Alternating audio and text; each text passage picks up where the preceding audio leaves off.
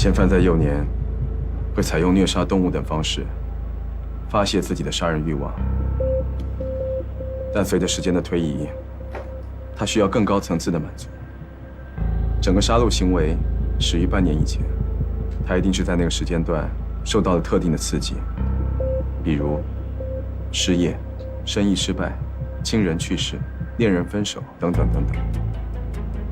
你们现在所看到的，是他之前每一个受害者的情形再现。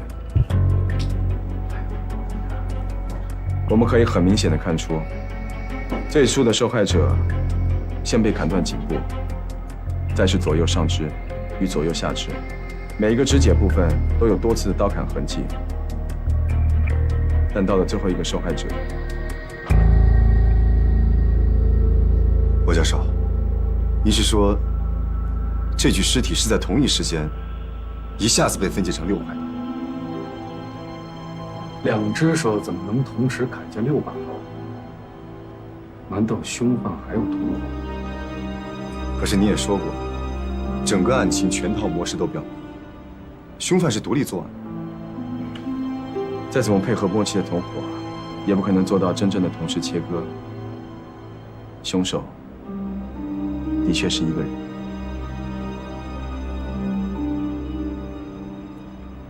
人类之所以是人类，就是因为他会使用工具。工具？罗教授，您的意思是说，为了满足他自己的杀人欲望，他踩着一个又一个的受害者尸体，实验着，进化着，最终造出了可以实现他完美暴力幻想的工具——一台杀人机器。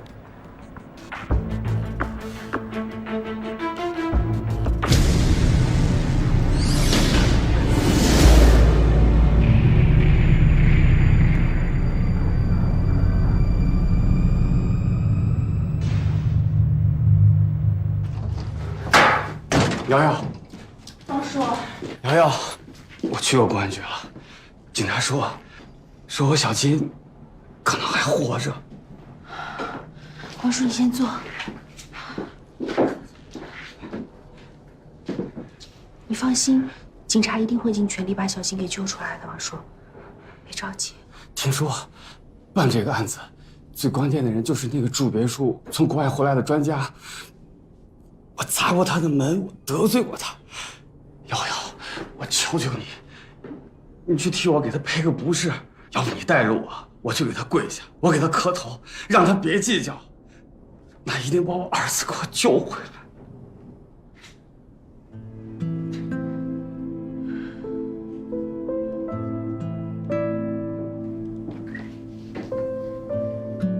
王叔，你听我说。我先生对于之前的事儿根本都没有在意，他非常认真的在办这个案子。虽然我跟他共事的时间不长，但是你相信我，他绝对是最好的。放心吧。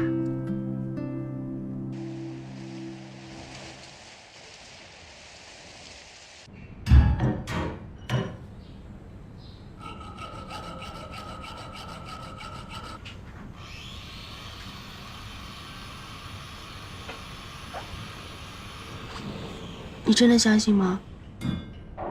什么？变态杀人狂，还有杀人机器。在专业上，禁言的判断从来都没有错过。无论他的结论当时听起来是多么的不可思议，多么的异想天开，但是到事情的最后，往往都能证明他是对的。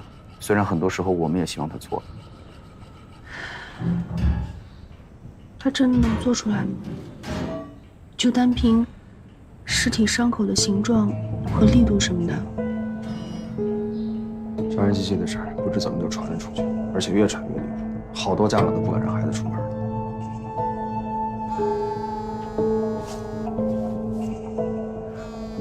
喂，好，我知道了。2组原地保护现场，通知法医处，我马上就到。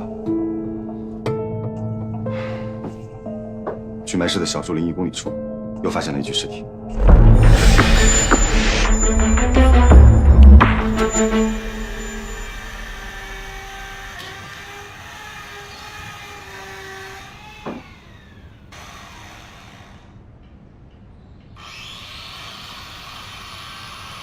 一整天了，都不吃饭啊？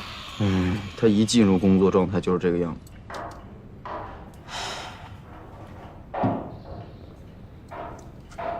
其实我能看到他的善良，虽然他都表现得那么平淡。你笑什么？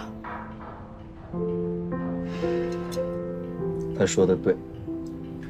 如果一个人有了敏捷的思维和细致的观察，他就有可能看到背后真正的灵魂。你说什么呢？没有声音了，大概成功了吧？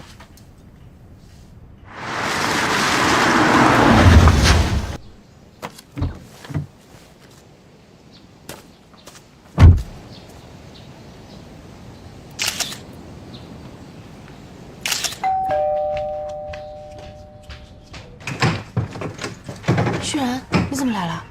来呀，薄教授呢？在里面。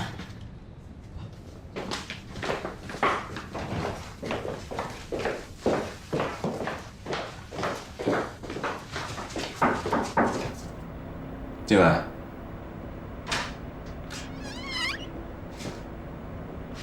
我怎么样？成功了？以嫌犯他平庸的智力，能做出来的东西，我花的时间已经够长了。这就是那个分尸的。嫌犯所做的，当然不可能这么漂亮，不过样子还有结构，肯定相差不远。你就弄废了这么多？你一直强调，凶手的体能普通，智力一般。像你这样的天才人物造这个杀人机器，都耗费了这么多刀片。没错，嫌犯废弃的刀片，肯定还会更多。对了，这种刀具在国内属于管制品，不能随意买卖和运输，当然更不能网购。从追查刀具入手，一定会有线索。我马上去安排。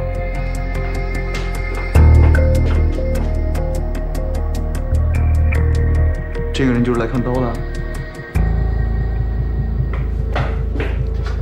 薄教授，又发现了一具尸体，距离上次的埋尸点只有1公里。根据尸体的腐烂情况来看，这个人很有可能就是第一个被害者。